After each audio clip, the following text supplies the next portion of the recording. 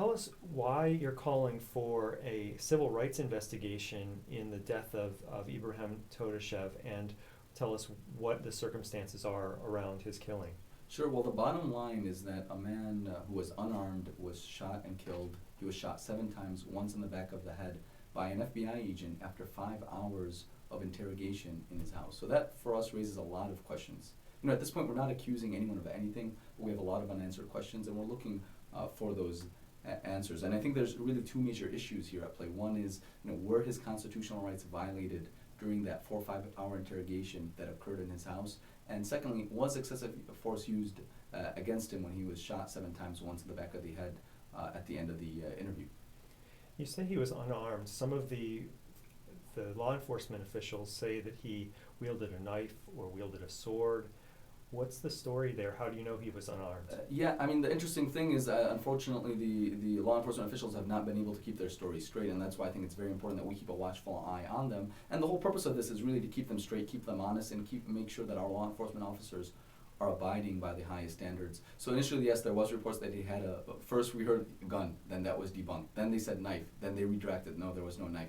Then later they said a sword, and now through our contacts, we've confirmed through senior FBI leadership that he in fact was not in possession of any such thing when he was shot. There was a decorative model, not sharp, model sword on the wall in that room where he was being interviewed.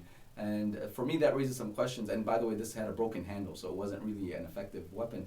And my question is, look, if you're interviewing a guy you think is a murderer or a criminal, are you doing your due diligence to interrogate him for 4 or 5 hours in a room with something that you perceive to be a weapon? So either one, it wasn't a weapon and it wasn't dangerous, or 2, if they saw it there, they weren't, and it was a weapon, they weren't doing their job to do a criminal investigation with a weapon in the room. I think either way, it's not looking too good for the FBI's procedures, and I think we need to make sure they are abiding by higher standards.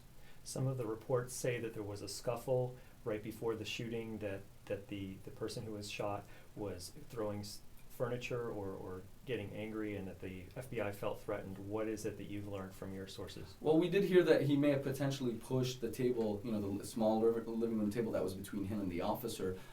Look, it's never ever justifiable to attack or aggress against law enforcement officers. That's very clear.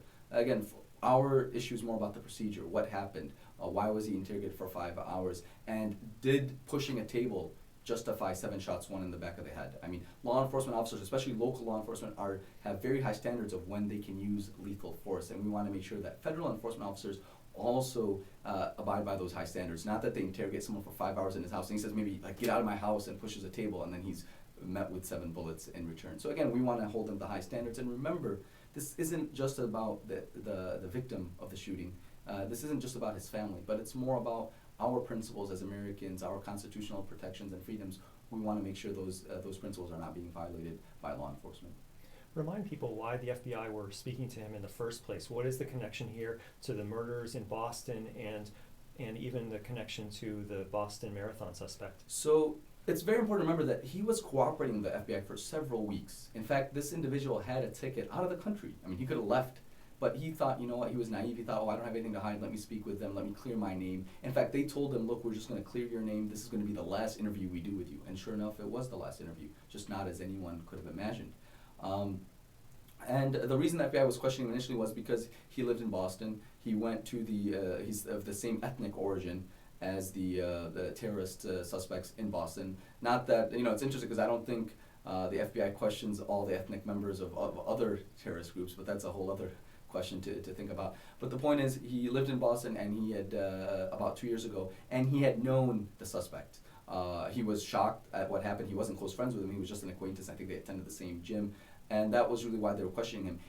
He had never, prior to that point, been questioned about any murders that we're aware of, nor were any of his friends or his family members. In fact, his wife right now has evidence that he was with her in Atlanta at the time when those murders allegedly took place.